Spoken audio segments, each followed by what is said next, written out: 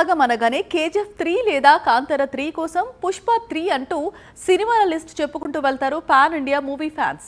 కానీ మాలీవుడ్ నుంచి కూడా ఒక సినిమాకు మూడో భాగం వస్తోంది. పైగా ఆ మూవీతో మనకు బోల్డ్ ఎంత కనెక్షన్ ఉంది. అయితే అంతకు మించిన కన్ఫ్యూజన్ కూడా ఉంది. మాలీవుడ్ లో మళ్లీ దృశ్యం 3 హంగామా మొదలైంది. మొదటి 2 భాగాలను పర్ఫెక్ట్ గా తెరకెక్కించిన జీతూ జోసెఫ్ ఈసారి మూడవ భాగంతో ఈ కథకు ఒక కన్క్లూజన్ ఇవ్వబోతున్నాడు. మే 21న దృశ్యం 3 మలయాళంలో మాత్రమే కాకుండా తెలుగు, తమిళ, కన్నడ వర్షన్స్ లో కూడా రిలీజ్ అవుతోంది.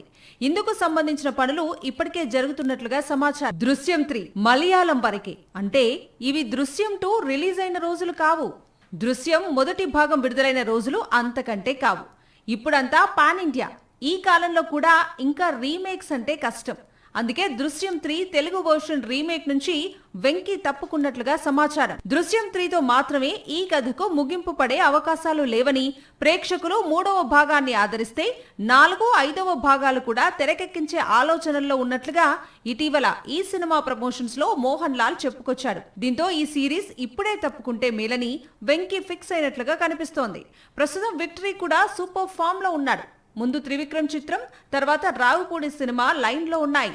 మరోవైపు టాలీవుడ్ లో మాలీవుడ్ మూవీస్ కు కలెక్షన్స్ పెరుగుతుండటం, గతంలో మోహన్ లాల్ నటించిన మన్యం పులి, లూసిఫర్ సీక్వెల్ తెలుగు రాష్ట్రాల్లో మంచి వసూళ్లను అందుకోవటంతో దృశ్యం 3 ఈసారి టాలీవుడ్ లో మరింతగా కలెక్షన్స్ పెంచుకోవాలని లాల్ ఫిక్స్ అయినట్లుగా తెలుస్తోంది.